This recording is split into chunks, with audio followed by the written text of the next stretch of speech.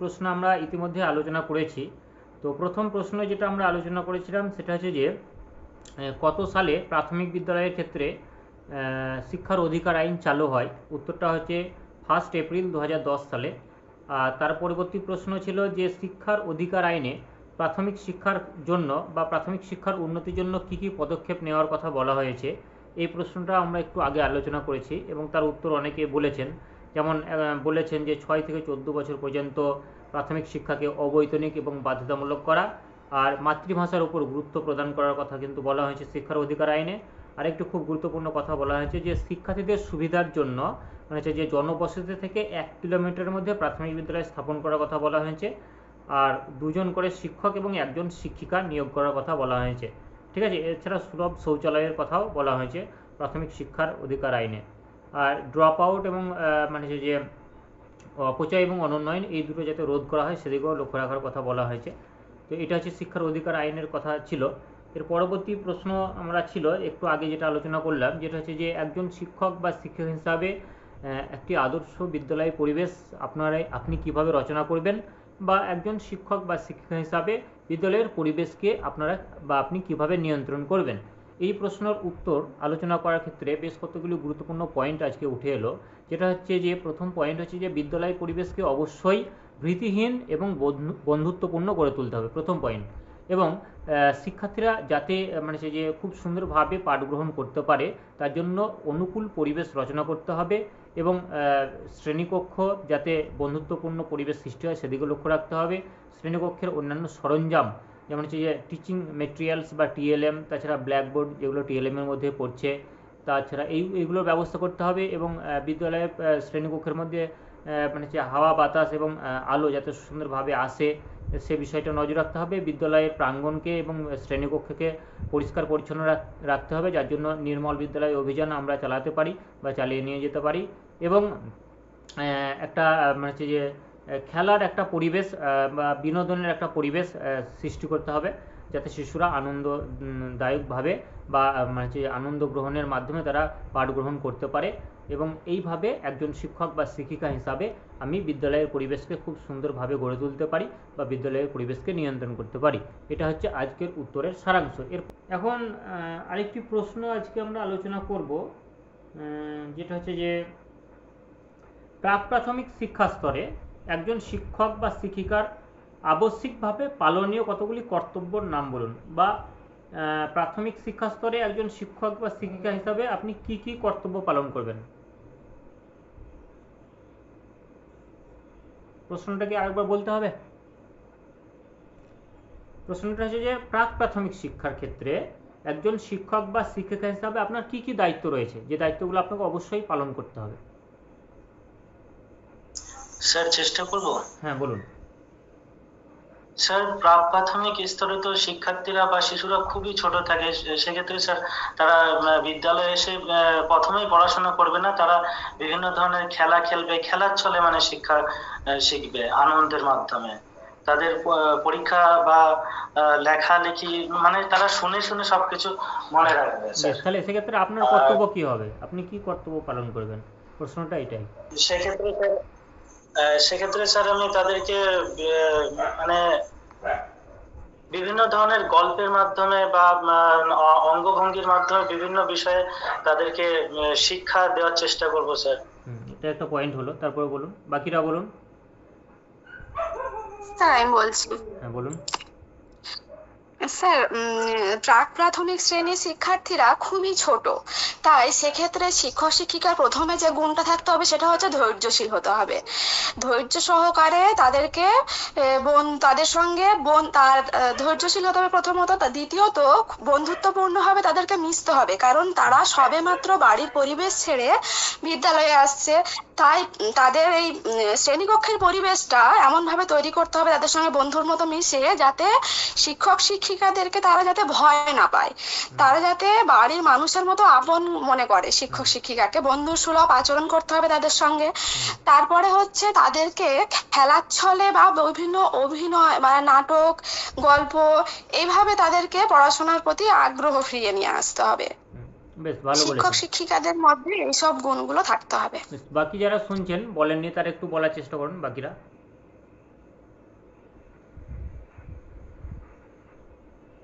দেখুন এক্ষেত্রে আমি দুটো কথা বলবো। যেহেতু প্রাক প্রাথমিক শিশুদের কথা বলছি, তারা খুবই ছোট শিশু ওয়ানে ভর্তি হয়েছে।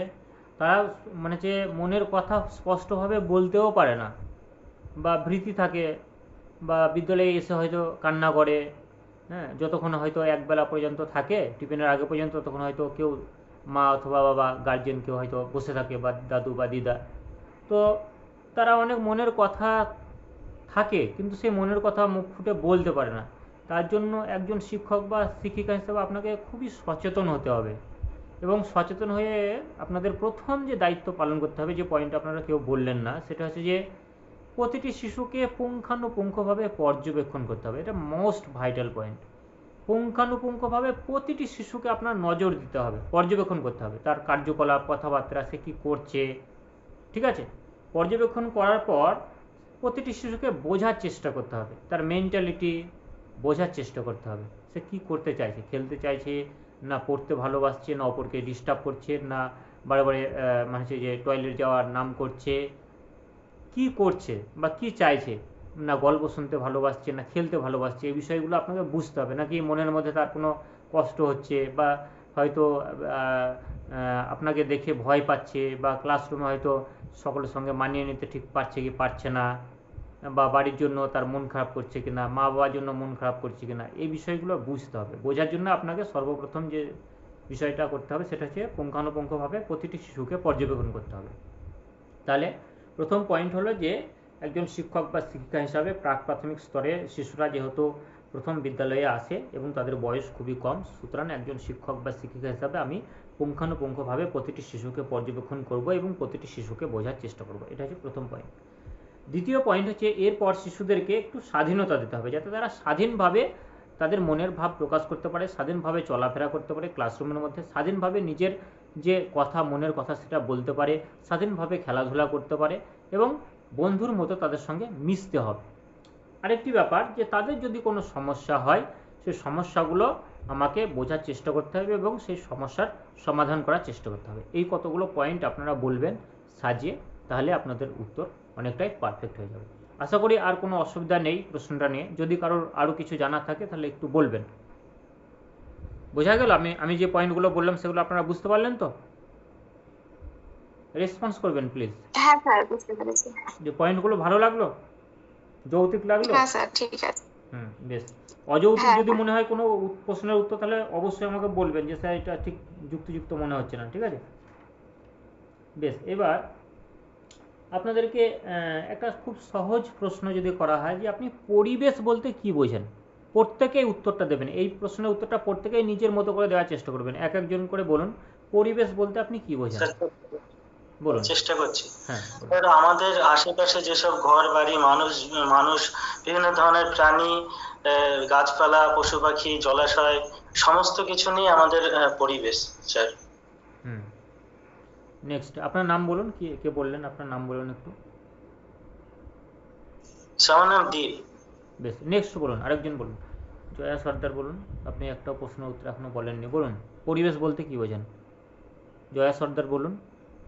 খুবই সহজ প্রশ্ন, পরিবেশ বলতে আপনি কি বোঝেন? স্যার, আমি সবগুলো প্রশ্নের উত্তর বলেছি। ও আচ্ছা, সরি, যাই হোক, বুঝতে পারিনি। বেশ, বলুন। বলুন, পরিবেশ বলতে আপনি কি বোঝেন বলুন। এখানে নামটা ঠিক স্যার বলছি। বলুন। স্যার, মানুষের সুস্থ ও স্বাভাবিকভাবে বেঁচে থাকার জন্য যে পারিপার্শ্বিক অবস্থার প্রয়োজন, তাকে পরিবেশ বলা হয়। বেশ, আর বলুন, বাকিরা বলুন। বাকি যারা বাদ রয়েছেন বলুন।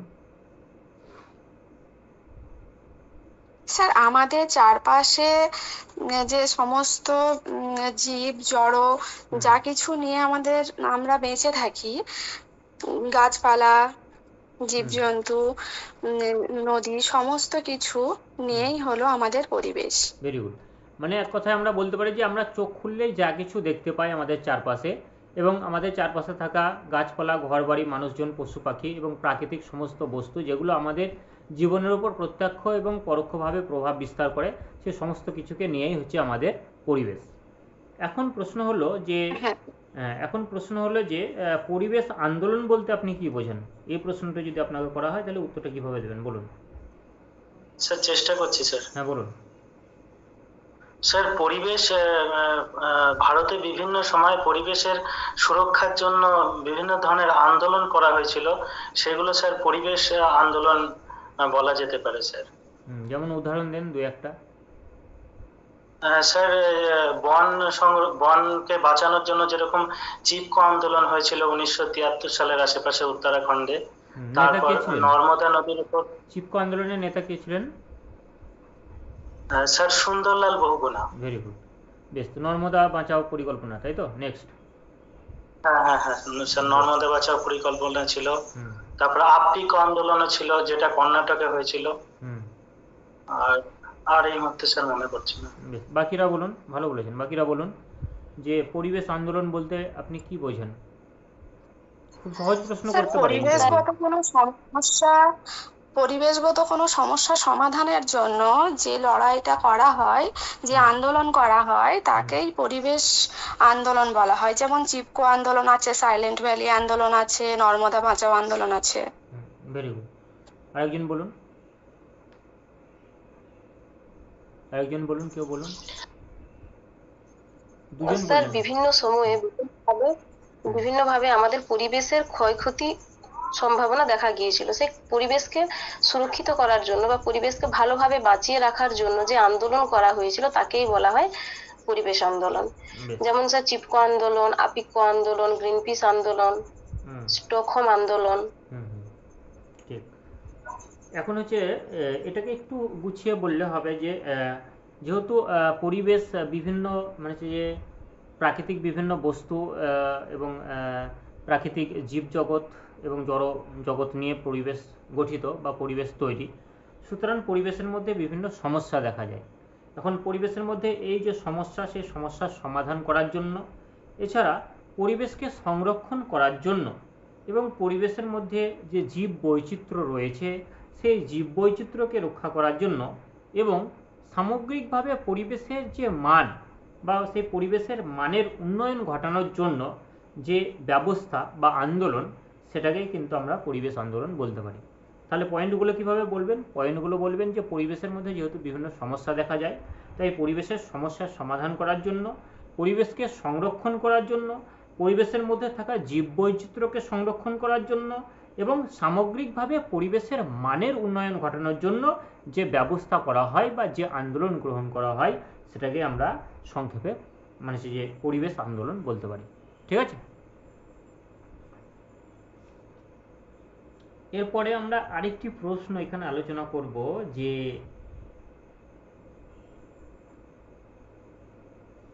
পণ প্রথাকে কি আপনি সমর্থন করেন? বলুন একজন। না স্যার, সমর্থন করি না। যুক্তি দেখান, যুক্তি বলুন। সমর্থন না করার পিছনে আপনার যুক্তি কি? কারণ স্যার পণ প্রথার মাধ্যমে আমাদের সমাজের একটা বৃহৎ ক্ষতি হয়। যেমন স্যার পণ প্রথা যদি থাকে তাহলে কন্যা সন্তানদের জন্ম দেওয়ার পক্ষে একটা অনীহা দেখা যায়, এক্ষেত্রে ভ্রূণ হত্যা হয়ে থাকে স্যার।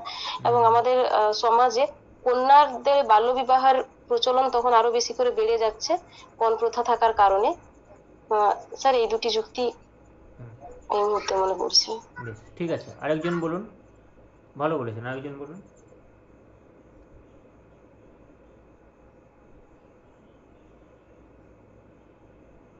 আরেকজন বলুন, পণ প্রথাকে কি আপনি সমর্থন করেন? যদি সমর্থন না করেন তার সপক্ষে যুক্তি দিয়ে বলুন, ব্যাখ্যা করুন। এটা মানে জিজ্ঞাসা করা হতে পারে, খুব ভাইটাল কোশ্চেন একটা। এটা ইন্টারভিউ জিজ্ঞাসা করা হয়, অনেক সময় বিভিন্ন ইন্টারভিউ জিজ্ঞাসা করা হয়। বলুন, আপনারা বলুন। এটা মানে জেনারেল নলেজ দিয়েই উত্তরটা দেওয়া যায়, জেনারেল কনসেপ্ট থেকেই।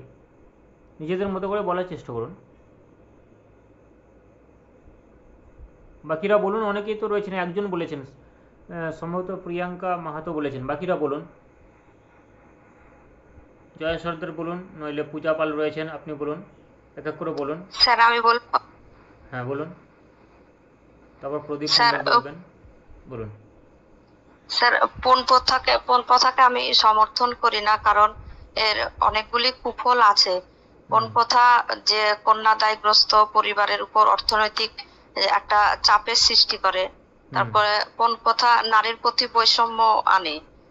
নারীদেরকে মানে পুরুষতান্ত্রিক সমাজ ভাবে যে নারীদের কোনো মূল্য নেই। Very good. আর মানসিক নির্যাতন হয় নারীদের প্রতি। কোনো দুস্থ পরিবার যখন কন্যা বিয়ে দেওয়ার পরে পণ দিতে পারে না, তখন সেই কন্যার উপর শুধুমাত্র মানসিক নির্যাতন নয়, তার সঙ্গে শারীরিক নির্যাতনও হয়। হ্যাঁ, এতে অনেকের প্রাণও চলে যায়। ঠিক। আবার অনেক ক্ষেত্রে মেয়েদের বিবাহ বিচ্ছেদও ঘটে। খুব ভালো বলেছেন, খুব সুন্দর বলেছেন পয়েন্টগুলো। এইসব কারণে আমি সমর্থন পণ প্রথাকে সমর্থন করি না। এইভাবে বললেই যথেষ্ট। এইভাবে পয়েন্টগুলো সাজিয়ে আপনি যেভাবে বললেন, এইভাবে বললেই যথেষ্ট। খুব সুন্দর হচ্ছে উত্তর আপনার। তো এটা নিয়ে আর কেউ বলবেন উত্তর? নইলে আমরা পরবর্তী প্রশ্নতে চলে যাব। কেউ একজন বলবেন এটা নিয়ে? বাকিরা বলুন, একজন বলুন। Anyone please? তো চলুন আমরা পরবর্তী প্রশ্নতে তাহলে চলে যাই। আপনি যা বলেছেন সেগুলোই যৌক্তিক পয়েন্ট, তার জন্য এটা আমরা নতুন করে ব্যাখ্যা করছি না। যেগুলো বলেছেন ঠিকই বলেছেন। এখন হচ্ছে যে হান্টার কমিশনের নাম শুনেছেন আপনারা কেউ? ইয়েস জানাবেন যদি ইয়েস হয়। হ্যাঁ স্যার, হান্টার কমিশনের নাম শুনেছি স্যার। এটা সম্ভবত 1882 সালে হয়েছিল। আপনার নামটা কি? প্রদীপ মণ্ডল? হ্যাঁ স্যার। প্রদীপ মণ্ডল, বেশ। এখন হান্টার কমিশন কি স্বাধীন ভারতের প্রথম শিক্ষা কমিশন না পরাধীন ভারতের শিক্ষা কমিশন? স্যার যেহেতু 1882 সালে হয়েছিল, সেহেতু স্যার পরাধীন ভারতের প্রথম শিক্ষা কমিশন হবে। স্যার এই কমিশনে প্রথম এসআই নিয়োগ করার কথা বলা হয়েছিল, স্কুল পরিদর্শক। Very good. এখন যদি বলা হয় যে আধুনিক ভারতের শিক্ষা কমিশন, এটা আধুনিক ভারতের শিক্ষা কমিশন হান্টার কমিশনটা, কিন্তু স্বাধীন ভারতের হবে না, যেহেতু স্বাধীনতা না স্বাধীন ভারতের হবে না, আধুনিক ভারতের শিক্ষা কমিশন হবে এটা। বেশ, ভেরি গুড। এখন প্রশ্ন হচ্ছে যে হান্টার কমিশনের সুপারিশগুলি কি কি? কেউ একজন বলুন এক এক করে।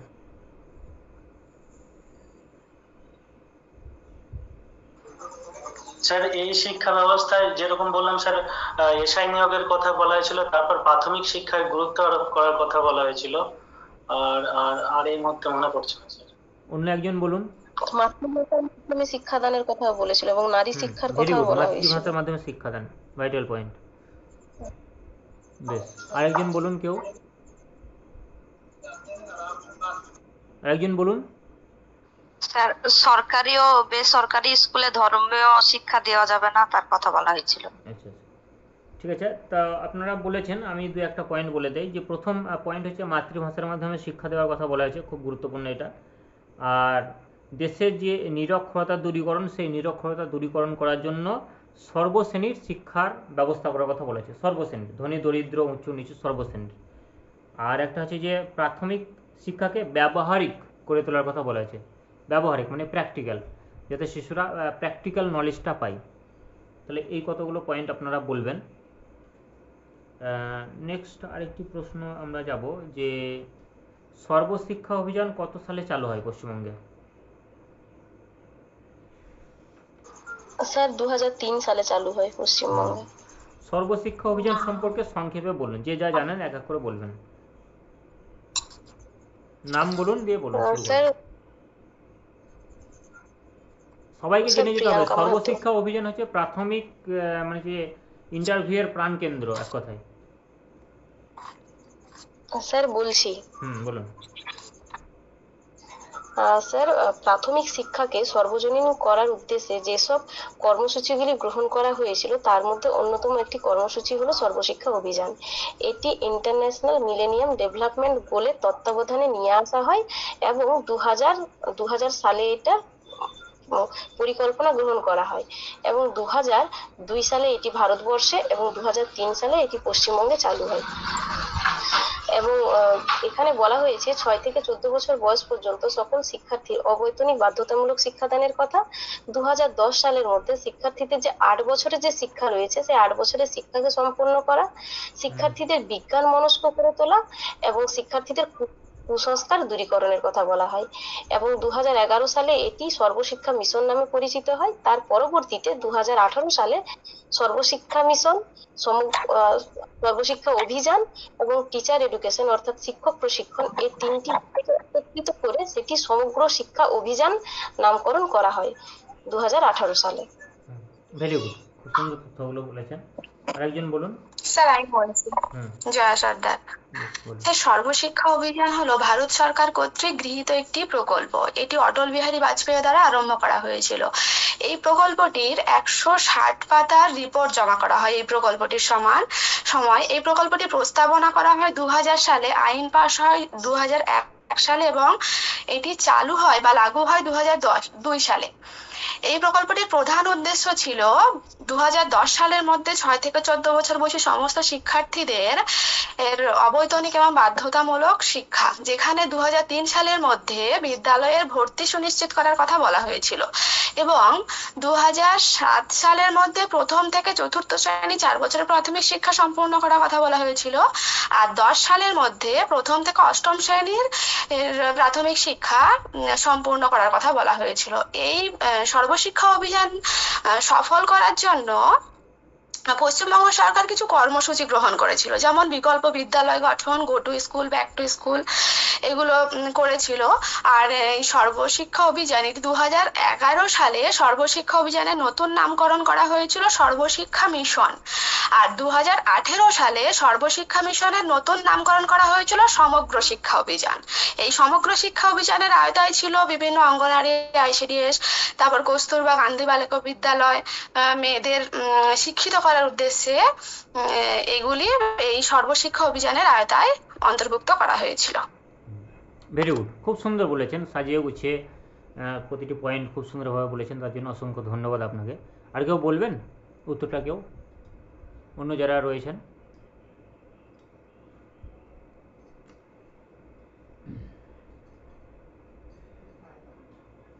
তো আপনি সবগুলোই ঠিকঠাক বলেছেন। আর একটা দুটো পয়েন্ট রয়েছে, যেমন হচ্ছে যে 2010 সালের মধ্যে সমস্ত শিশুকে বিদ্যালয়ে ধরে রাখার কথা বলা হয়েছে, আর প্রাথমিক বিদ্যালয়ের পরিকাঠামো বৃদ্ধির পরিকল্পনা করার কথা বলা হয়েছে, আর প্রাথমিক শিক্ষার গুণগত মানের উন্নয়ন করার কথা বলা হয়েছে। এগুলো বলা হয়েছে এবং আপনি যেগুলো বলেছেন সেগুলো তো সবই ঠিক এবং খুব সুন্দরভাবে গুছিয়ে বলেছেন, তার জন্য ধন্যবাদ জানাই। এখন লাস্ট আজকের আমাদের আলোচনার শেষ প্রশ্ন, যেটা হচ্ছে যে শিশুদের মধ্যে বিশেষ করে আগ্রহের বিকাশ ঘটানোর জন্য আপনি কি কি পদক্ষেপ নেবেন যাতে শিশুদের মধ্যে আগ্রহের বিকাশ ঘটে?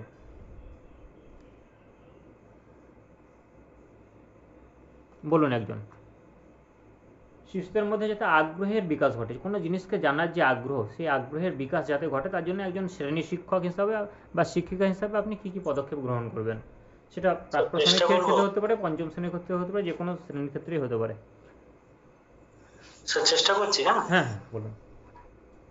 স্যার আমি দেখবো বিভিন্ন ধরনের শিক্ষার্থী আছে, তাদের মধ্যে বিভিন্ন বিষয়ে আগ্রহ থাকে, যেরকম কারোর ছবি আঁকা, কারোর গান করার ইচ্ছা, কারোর ক্রিকেট খেলার ইচ্ছা থাকে, বিভিন্ন ধরনের ইচ্ছা থাকে। সেই ইচ্ছার প্রতি আমি তাদেরকে প্রথমে উৎসাহ দেব, উৎসাহের মাধ্যমে আমি তাদেরকে আগ্রহী করার চেষ্টা করব। যেরকম বলবো, কেউ যদি ভালো ছবি আঁকতে পারে তাহলে তার ছবি আঁকার প্রতি আমি উৎসাহ দেবো, যে তুমি ভালো করে ছবি আঁকো, ভবিষ্যতে আরো ভালো এরকম শিল্পী হতে পারবে, এরকম বলতে পারি। তারপর কেউ যদি ভালো ক্রিকেট খেলতে পারে, তার ক্রিকেট খেলা সম্পর্কে তাদেরকে আগ্রহ জাগাবো, উৎসাহ জাগাবো এবং তাদেরকে বলবো ভবিষ্যতে তুমি বড় ক্রিকেটার হতে পারবে, এরকম করে তাদেরকে আমি আগ্রহ দেওয়ার চেষ্টা করতে পারি। স্যার বাকি একজন বলুন। স্যার চেষ্টা। হ্যাঁ মোটামুটি ঠিকই বলেছেন, হয়েছে অনেকটাই। বলুন বাকি, বলুন বাকি যারা রয়েছেন তারা বলুন, শিশুদের মধ্যে আগ্রহের বিকাশ ঘটানোর জন্য আপনি কি কি পদক্ষেপ নেবেন? স্যার, শিক্ষার্থীদের আগ্রহের বিকাশ ঘটানোর জন্য আমি প্রথমে শিক্ষার্থীদেরকে পর্যবেক্ষণ করব, শিক্ষার্থীদের কোন কোন বিষয়ে কার কতটা আগ্রহ, সেভাবে তাদেরকে আমি সেই বিষয়ে উৎসাহিত করব। প্রয়োজনে আমি তাদেরকে বিভিন্ন সহপাঠক্রমিক কার্যাবলীতে অংশগ্রহণ করতে উৎসাহিত করব, যার ফলে তারা নিজেদের মধ্যে লুকিয়ে থাকা প্রতিভাগুলি প্রকাশ করার সুযোগ পাবে। বিভিন্ন খেলার মাধ্যমে তাদেরকে সেই প্রতিভাগুলি প্রকাশ করার সুযোগ করে দেবো, কারণ খেলার মাধ্যমে শিশুরা স্বাধীনভাবে নিজেদেরকে মেলে ধরতে পারে। এভাবে তাদের মধ্যে আমি আগ্রহের বিকাশ ঘটানোর চেষ্টা করব। আমি এবার আরো একটা পয়েন্ট হ্যাঁ বলুন। স্যার শিক্ষার্থীদের আগ্রহ সঞ্চার করার জন্য শিক্ষার্থীদের কিছু ওপেন এন্ডেড কোশ্চেন করতে হবে। কিছু কোনো একটা শব্দ তুলে ধরলাম তাদের কাছে, তাদের নিজের মনের যে বক্তব্য, সেই বক্তব্যগুলো হয়তো তারা দু এক কথায় বললো, তাহলে তাদের মধ্যে সেগুলো কথন দক্ষতা বৃদ্ধি পাবে, শব্দের ভান্ডারও বৃদ্ধি পাবে, তার পাশাপাশি তাদের যে আগ্রহ, সেই আগ্রহগুলো আমরা জানতে পারবো। মানে এবার আমি বলি, আগ্রহের বিকাশ ঘটানোর জন্য আপনার যে টিচিং মেথড সেটাকে খুব অ্যাট্রাকটিভ হতে হবে এবং শিশুদের জন্য অনুকূল হতে হবে, এবং আপনি যেভাবে টিচিং করছেন সেটাকে অবশ্যই জয়ফুল হতে হবে। শিশুরা যখন আনন্দ পাবে এবং আনন্দ সহকারে শিখবে, তখন তাদের মধ্যে মানে হচ্ছে আগ্রহের বিকাশ ঘটবে, এবং আপনি কৌতূহলীভাবে কোনো একটা বিষয়কে উপস্থাপন করবেন যাতে সেই বিষয়টি সম্পর্কে তাদের জানার আরও ইচ্ছা হয় এবং তারা আগ্রহ প্রকাশ করে। এছাড়া কোনো বিষয় নিয়ে আপনি বলতে বললেন বা লিখতে বললেন, যখন শিশুরা সেই বিষয়টি নিয়ে বললো বা লিখলো, তখন তাদেরকে একটু প্রশংসা করবেন, কারণ প্রশংসা করলে কি হয়, তাদের মধ্যে একটা পজিটিভ একটা মোটিভেশন তৈরি হয় এবং সেই বিষয়টা নিয়ে আরও সুন্দরভাবে তারা বলার জন্য বা অংশগ্রহণ করার জন্য আগ্রহ প্রকাশ করে। এবং আপনারা শিশুদেরকে অনেক সময় পুরস্কৃত করতে পারেন পুরস্কার দিয়ে, এর ফলেও কিন্তু শিশুদের মধ্যে মানে হচ্ছে ভালো ফল করার বা ভালো আঁকার বা ভালো গান করার বা ভালো নাচ করার আগ্রহ তাদের মধ্যে জাগে, বা অন্যান্য শিশুরা যারা রয়েছে তাদের মধ্যেও জাগে। সুতরাং শিশুদেরকে জয়ফুল লার্নিং দিতে হবে, শিশুদেরকে কৌতূহলী পদ্ধতিতে বা কৌতূহলীভাবে তাদেরকে মানে হচ্ছে পাঠ উপস্থাপন করতে হবে, এবং যাতে শিশুরা সেই বিষয়টিতে আগ্রহ অনুভব করে এবং আরও বেশি জানতে চায়। শিশুদেরকে প্রশংসা করতে হবে এবং শিশুদেরকে মাঝে মাঝে পুরস্কৃত করতে হবে। এই সমস্ত নীতিগুলিকে অনুসরণ করে যদি আমরা পাঠদান করি, তাহলে নিশ্চিতভাবে শিশুদের মধ্যে আগ্রহের বিকাশ ঘটবে, বা শিশুদের মধ্যে আগ্রহের বিকাশ ঘটানোর জন্য আমরা এই সমস্ত মেথড ব্যবহার করতে পারি। তো এই হলো বিষয়। আশা করি আজকের ক্লাসটা যথেষ্ট ফলপ্রসূ হয়েছে এবং আপনারা যথেষ্ট খুব ভালোভাবে অংশগ্রহণ করেছেন, তার জন্য প্রত্যেকে ধন্যবাদ। প্রায় 40 মিনিট হয়ে গেল। হ্যাঁ বলুন। স্যার আমি একবার মানে কেটে গিয়েছিল নেটওয়ার্কের প্রবলেমের কারণে, কি বললেন আরেকবার বলুন, মানে লাস্টের অ্যানসারটা আর কিছু পয়েন্টগুলো কি বলবেন? আগ্রহের বিকাশ ঘটানোর জন্য আপনি একজন শ্রেণী শিক্ষক হিসাবে কি কি পদক্ষেপ নেবেন, এটা আপনি বলতে পারেন যে শিশুদের মধ্যে আগ্রহের বিকাশ ঘটানোর জন্য আমি আমার যে শিক্ষণ পদ্ধতি, সেই শিক্ষণ পদ্ধতিকে অনেকটা মানে হচ্ছে কৌতূহলী করে তুলব এবং আরও শিশুদেরকে যাতে জয়ফুলি মানে যে টিচিং দিতে পারি সে বিষয়টির প্রতি আমি নজর রাখবো, যাতে শিশুরা আনন্দ সহকারে শিক্ষা গ্রহণ করলে তাদের মধ্যে একটা আগ্রহের বিকাশ ঘটবে এবং শিশুরা কোনো বিষয়ে কৌতূহলী হলে সেই বিষয়ে তাদের মধ্যে জানার আগ্রহ ঘটবে। এছাড়াও শিশুদেরকে যদি আমি ভালোভাবে কোনো জিনিস লিখতে দেই বা কোনো জিনিস বলতে বলি বা কোনো ছবি আঁকতে দেই, যখন শিশুরা সেটি আমার কাছে এঁকে আনবে, তখন তাদেরকে যদি আমরা প্রশংসা করি বা ভেরি গুড দেই বা এক্সিলেন্ট দেই এবং এইভাবে যদি আমরা প্রশংসা করি, তাহলে কিন্তু শিশুদের মধ্যে আরও সুন্দরভাবে সেই কাজগুলি করার প্রতি তাদের আগ্রহের বিকাশ ঘটবে। অথবা ক্লাসের কোনো একটা কম্পিটিশন, ধরুন ডিবেট বা ডিসকাশন বা স্টোরি টেলিং, এই বিষয়গুলি আমরা আয়োজন করতে পারি, যার ফলে যে শিশুরা প্রথম, দ্বিতীয় বা তৃতীয় স্থান অধিকার করবে, যাদেরকে আমরা পুরস্কৃত করতে পারি, এবং সেই পুরস্কার পাওয়া দেখে ক্লাসের অন্যান্য শ্রেণীকক্ষের অন্যান্য শিশুরাও আগ্রহ প্রকাশ করবে সে বিষয়ে জানার জন্য বা বলার জন্য এবং ভালোভাবে পারফর্ম করার জন্য। এইভাবে কিন্তু আমরা শিশুদের মধ্যে আগ্রহের বিকাশ ঘটাতে পারি, বা নিশ্চিতভাবে এই পদ্ধতিগুলি অনুসরণ করলে শিশুদের মধ্যে আগ্রহের বিকাশ ঘটবে। তাহলে প্রথম হলো জয়ফুল লার্নিং হতে হবে, দ্বিতীয় হলো বিষয়বস্তুকে কৌতূহলী পদ্ধতিতে উপস্থাপন করতে হবে, তৃতীয় পয়েন্ট হলো যে শিশুদেরকে প্রশংসা করতে হবে, চতুর্থ পয়েন্ট হলো যে শিশুদেরকে মাঝে সাঝে পুরস্কৃত করতে হবে। এই পদ্ধতিগুলি আমাদের অনুসরণ করতে হবে শিশুদের মধ্যে আগ্রহের বিকাশ ঘটানোর জন্য। ঠিক আছে স্যার, আত্মবিশ্বাস বৃদ্ধি করা এই পয়েন্টটা হবে না? হ্যাঁ অবশ্যই হবে, এটা আপনি বলতে পারেন। বেশ, আর আজকের আপনাদের যদি কারো কিছু বলার রয়েছে তো বলুন, নইলে আজকের ক্লাসটা এখানে আমরা এন্ড করব। আর হয়তো একদিন সিচুয়েশন বেসড প্রশ্নোত্তর নিয়ে আলোচনা হবে, তারপর 1-to-1 মক ইন্টারভিউ শুরু হবে। আপনাদেরকে একটা আমি পার্মানেন্ট লিঙ্ক পাঠাবো গ্রুপে, পেড গ্রুপে, মানে গুগল মিটের ওই পার্মানেন্ট লিঙ্ক থেকেই কিন্তু মানে যে মক ইন্টারভিউটা হবে এবং মক ডেমোটা হবে প্র্যাকটিস, আর ওইটা আমি লিস্ট দিয়ে দেবো, একজন করেই জয়েন করাবো। আর যদি আপনারা চান প্রত্যেকেই একসঙ্গে জয়েন হবো, 5 জন কি 10 জন দিয়ে এক এক করে ইন্টারভিউ দেবো, সেক্ষেত্রেও আপনারা হতে পারেন, সেটা আমাকে জানাবেন, যেটা আপনাদের সুবিধা হবে। আর যদি 1-to-1 হলে ভালো। বেশ, ঠিক আছে, তাহলে ধরুন সেটাও করা যাবে। এবার খাতা পেন নিয়ে একটু বসবেন। স্যার, প্রথম কয়েকদিন 1-to-1 করাবেন, তারপরে তখন গ্রুপে করাবেন। বেশ, ইন্টারভিউ এর দুটি অংশ রয়েছে। প্রথমটা যেটা রয়েছে যেটা হচ্ছে যে ডেমো টিচিং একটা হয়, সে ডেমো টিচিং, আর দ্বিতীয়টা হচ্ছে যে ভাইভা, যেখানে কিছু প্রশ্ন আপনাকে করা হয়। তাহলে এখন হচ্ছে যে এই ডেমো টিচিং এ থাকে 5 নম্বর 5 মার্কস এবং ভাইভাতে থাকে 5 মার্কস, টোটাল 5 + 5 = 10 মার্কস। এখন প্রশ্ন হচ্ছে যে আমাকে বাজিমাত করতে হবে, তার জন্য আমি কি করব, ডেমো টিচিং এ যে 5 আছে না, সেই ডেমো টিচিং এ আমি 5-এ 5ই আনবো, মানে আমার হাফ নম্বরে যেন কাটতে না পারে। তার জন্য আপনাকে কি করতে হবে, তার জন্য আপনাকে বিশেষভাবে যে মাইক্রো স্কিলগুলো রয়েছে, মাইক্রো যে লেসন প্ল্যান রয়েছে, সেগুলো আপনাকে ভালোভাবে প্র্যাকটিস করতে হবে। আপনারা জানেন যে 5টি মাইক্রো স্কিল রয়েছে এবং ম্যাক্রো স্কিল যেগুলো রয়েছে, সেই ম্যাক্রো স্কিলগুলো খুব ভালোভাবে প্র্যাকটিস করতে হবে। এবং ম্যাক্রো স্কিলে যখন আপনি ডেমো দেবেন, তখন মাইক্রো স্কিলগুলো কিভাবে খুব সুন্দরভাবে সেটার মধ্যে ইনভলভ করা যায় এবং ইমপ্লিমেন্ট করা যায়, সেই বিষয়ে আপনাদের সুদক্ষ হতে হবে, চতুর হতে হবে এবং সেগুলোকে আপনাদের নিয়মিত প্র্যাকটিস করতে হবে। প্র্যাকটিস কিভাবে করবেন তারও সলিউশন রয়েছে এবং আপনাদেরকে ডেমো টিচিং বিষয়ে বিভিন্ন প্রশ্ন কিন্তু জিজ্ঞাসা করা হতে পারে। যেমন জিজ্ঞাসা করা হতে পারে সিআরসি কি, জিজ্ঞাসা করা হতে পারে হলিস্টিক ডেভেলপমেন্ট কি, জিজ্ঞাসা করা হতে পারে ব্রেনস্টর্মিং কি, সিম্পোসিয়াম কি, 5E মডেল কি। এ সমস্ত বিষয় আপনাদেরকে ডিটেলসে জানতে হবে। কিভাবে জানবেন, কোথা থেকে পাবেন, সে বিষয়গুলো আপনি বলে দেবো। এবং আরেকটি খুব ভাইটাল পোর্শন যেটা হচ্ছে ভাইভা। এই ভাইভাতে 5 নম্বর থাকে। এই ভাইভাতে আপনি 5-এ 5 কি করে পাবেন, এই ভাইভাতে 5-এ 5 পাওয়ার জন্য আপনাদের বেশ কতগুলো বিষয় নজরে রাখতে হবে। যেমন আপনাদেরকে জানতে হবে আপনাদের প্রতিবেশী দেশ সম্পর্কে, এই যে ভারতের প্রতিবেশী দেশ সম্পর্কে, প্রতিবেশী দেশের প্রধান নদী, জলবায়ু, মৃত্তিকা, তারপরে হচ্ছে যে রাজধানী, সমস্ত বিষয় ডিটেলসে জানতে হবে। জানতে হবে আমাদের এই দেশ ভারতবর্ষ সম্পর্কে ডিটেলসে জানতে হবে। জানতে হবে ভারতবর্ষের যে নবগঠিত মন্ত্রিসভা সে সম্পর্কে জানতে হবে। পশ্চিমবঙ্গ সম্পর্কে details information, A to Z একটা ইনফরমেশনও যেন আপনাদের বাদ না যায়, কারণ কোথা থেকে প্রশ্ন করতে পারবে কেউই আমরা জানি না। এবং খুঁটিনাটি বিষয় পশ্চিমবঙ্গে সেগুলো জানতে হবে। কারেন্ট অ্যাফেয়ার্স জানতে হবে। আর কি জানতে হবে, আর জানতে হবে যে সর্বশিক্ষা অভিযান জানতে হবে, আপনাকে ডিটেলসে পড়তে হবে সর্বশিক্ষা অভিযান। আপনাকে NCF 2005 সম্পর্কে ডিটেলসে জানতে হবে। আপনাকে জানতে হবে যে NEP 2020 অর্থাৎ ন্যাশনাল এডুকেশন পলিসি 2020 সালে যে নতুন ভারতবর্ষের ন্যাশনাল এডুকেশন পলিসি এসেছে, তার কাঠামো, তার পুরো স্ট্রাকচার একদম ডিটেলসে জানতে হবে। এবং জানতে হবে ইন্টারভিউয়ের বেশ কিছু টিপস, টেকনিক, স্ট্র্যাটেজি। তাহলে এগুলো কিভাবে জানবেন, কোথায় একত্রিতভাবে গুছিয়ে পাবো, অল্প সময়, এই সময়ের মধ্যে কিভাবে আমরা খুব সুন্দরভাবে একটা কম্বাইন্ড ওয়েতে প্রিপারেশন নেব, তার সলিউশন আমার কাছে আছে বন্ধু। সুতরাং সেই সলিউশন রাখার জন্য আপনাদের নিরলস কঠোর পরিশ্রম করেছি আপনাদের জন্য এবং দুটি খুব গুরুত্বপূর্ণ ব্রহ্মাস্ত্র আপনাদের জন্য তৈরি করছি। প্রথম ব্রহ্মাস্ত্র আপনাদেরকে জাস্ট একটু আমি দেখাবো।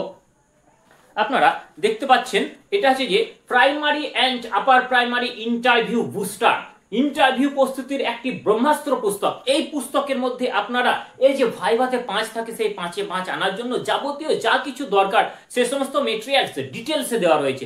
এবং আরেকটি পুস্তক রয়েছে যেটা হচ্ছে আর্ট অফ টিচিং। আপনারা দেখতে পাচ্ছেন ডেমো টিচিং এর একটি ব্রহ্মাস্ত্র পুস্তক, অর্থাৎ ডেমো টিচিং কিভাবে দেবেন, ডেমো টিচিং কি, ডেমো টিচিং এর বৈশিষ্ট্য কি, একজন আদর্শ শিক্ষকের বৈশিষ্ট্য কি, আদর্শ ডেমো টিচিং এর বৈশিষ্ট্য কি, ডেমো টিচিং এর মধ্যে কোন কোন জিনিস আপনি ইমপ্লিমেন্ট করবেন যাতে আপনার ডেমো টিচিং অলরাউন্ড পারফেক্ট হয়, সে সমস্ত বিষয় এই দুটি বইয়ের মধ্যে খুব সুন্দরভাবে ব্যাখ্যা করা রয়েছে। এবং আপনাদের খুব গুরুত্বপূর্ণ একটি খবর আমি জানাতে চাই যে আপনারা জানেন যে অনেকেই, আমি একটা পেড ব্যাচ করেছি। পেড ব্যাচ মানে প্রাইমারি ইন্টারভিউয়ের পেড ব্যাচ। এই ইন্টারভিউয়ের পেড ব্যাচের মধ্যে যাবতীয় যা কিছু বিষয় আপনার ঘাটতি রয়েছে সে সমস্ত বিষয়কে খুব সুন্দরভাবে পুঙ্খানুপুঙ্খভাবে ব্যাখ্যা করা হবে। সিচুয়েশন বেসড প্রশ্ন নিয়ে উইকলি 2 দিন লাইভ ক্লাস আসা হবে এবং সেখানে ব্যাখ্যা করা হবে। এবং এর মধ্যে আপনাদেরকে ডাউট ক্লিয়ারিং ক্লাস থাকবে, আর কি থাকবে, রেকর্ডেড ক্লাসও আপনারা পাবেন এবং টেস্টও আপনারা দিতে পারবেন। তাহলে এই যে কোর্স, এই কোর্সটার দাম হচ্ছে প্রাইস বা ফিস রাখা হয়েছে মাত্র 500 টাকা। এবং এই যে দুটো বই আপনাদেরকে দেখালাম, আপনারা দেখতে পাচ্ছেন এই বইটার দাম 250 টাকা এবং এটা 250 টাকা, দুটোর বইয়ের দাম 500 টাকা। তাহলে বই দুটোর দাম হচ্ছে 500 টাকা এবং যে কোর্স, সেই কোর্সটার দাম হচ্ছে 500 টাকা। তাহলে টোটাল কত হচ্ছে 500 হচ্ছে বুকসের দাম, 500 হচ্ছে বুকসের দাম প্লাস যে ইন্টারভিউ ব্যাচ রয়েছে সেটা হচ্ছে 500 হচ্ছে লাইভ ক্লাস ব্যাচ, ঠিক আছে, লাইভ ক্লাস। তাহলে টোটাল হচ্ছে আমাদের 1000 টাকা। তাহলে বন্ধুরা সব থেকে বড় খুশির খবর যেটা আপনাদেরকে জানাতে চেয়েছিলাম সেটা হচ্ছে যে এই 1000 টাকার উপর 50% ছাড়, অর্থাৎ আপনারা 500 টাকা পেমেন্ট করেই আপনারা পেয়ে যাবেন সঙ্গে সঙ্গে এই দুটি বুক, এই বই দুটো একদম 7 দিনের মধ্যে, 5 থেকে 7 দিনের মধ্যে স্পিড পোস্টের মাধ্যমে আপনাদের বাড়িতে পৌঁছানো হবে। আপনাদেরকে 1 টাকাও ডেলিভারি চার্জ লাগবে না এবং আপনারা উইকলি 2 দিন লাইভ ক্লাস করতে পারবেন। ডাউট ক্লিয়ারিং ক্লাস থাকবে, সিচুয়েশন বেস প্রশ্ন থাকবে, আপনাদেরকে সরাসরি একদম ডেমো টিচিং আপনি দিতে পারবেন এবং সরাসরি মক ইন্টারভিউ আমার সঙ্গে দিতে পারবেন গুগল মিট এবং অ্যাপের মাধ্যমে। এবং তাহলে এই দুটো থাকবে, সেই সঙ্গে আরেকটা ধামাকা অফার যে দুটো ইবুক থাকবে এবং পেমেন্ট করার সঙ্গে সঙ্গে দুটি ইবুক আপনারা পেয়ে যাবেন। সহজ পাঠ প্রথম ভাগ থেকে চতুর্থ ভাগের উপর ডিটেলস ব্যাখ্যা সহ একটি ইবুক এবং সহজ পাঠের প্রথম ভাগ থেকে চতুর্থ ভাগের উপর যতগুলো প্রশ্ন হয় প্লাস 125টি খুব গুরুত্বপূর্ণ প্রশ্ন এবং তার উত্তর সহ একটি প্রশ্ন উত্তরের একটি ইবুক পিডিএফ সঙ্গে সঙ্গে আপনারা পেয়ে যাবেন। মূল্য মাত্র 500 টাকা, না আর একটু কম করে দিই, দেখুন সব থেকে লোয়েস্ট প্রাইস 500 টাকাও আপনাদের দিতে হবে না, আপনারা জাস্ট 365 অর্থাৎ 365 টাকায় আপনারা অবিশ্বাস্যভাবে পেয়ে যাচ্ছেন এই দুটি বই, সেই সঙ্গে লাইভ ক্লাস, সেই সঙ্গে রেকর্ডেড ক্লাস, সেই সঙ্গে দুটি ইবুক। এত বড় অফার আপনাদের জন্য আমি এনেছি, এত বড় একটা খুশির খবর আপনাদের জন্য। আপনাদেরকে বলবো আপনারা আজকেই লাইভ ক্লাসে ভর্তি হয়ে যান মাত্র 365 টাকা পেমেন্ট করে এবং সঙ্গে সঙ্গে দুটি ইবুক পিডিএফ পেয়ে যাবেন এবং 7 দিনের মধ্যে আপনার বাড়িতে এই বই দুটি পৌঁছে যাবে এবং সেই সঙ্গে আপনারা আজ থেকে লাইভ ক্লাস করতে পারবেন, ডেমো ক্লাসগুলো দেখতে পারবেন, ডেমো দিতে পারবেন, face to face mock interview আপনারা দিতে পারবেন এবং আপনাদের প্রিপারেশন অলরাউন্ড পারফেক্ট হবে এবং আপনারা সর্বোচ্চ চূড়ায় পৌঁছে যাবেন। এবং অল্প সময়ের মধ্যে একদম স্ট্র্যাটেজিক ওয়েতে, স্মার্ট ওয়েতে প্রিপারেশন নেওয়ার জন্য আপনারা স্ক্রিনে দেওয়া ফোন নম্বরে বা হোয়াটসঅ্যাপ নম্বরে আমার সঙ্গে যোগাযোগ করুন এবং আপনারা এডুকেট অ্যাপটি ইনস্টল করে লগ ইন করুন। কিভাবে করবেন, পেমেন্ট কিভাবে করবেন, পেমেন্ট সরাসরি অ্যাপের মধ্যে করতে পারেন অথবা আমাকে গুগল পে অথবা ফোন পেতে করতে পারেন। বিস্তারিত বিষয় জানার জন্য আপনারা স্ক্রিনে দেওয়া হোয়াটসঅ্যাপ নাম্বার 8597354342 এই নম্বরে যোগাযোগ করুন। প্রত্যেকে ভালো থাকবেন, সুস্থ থাকবেন, প্রত্যেকে আজকেই এখনই আপনারা অ্যাডমিশন নিয়ে নিন। ধন্যবাদ।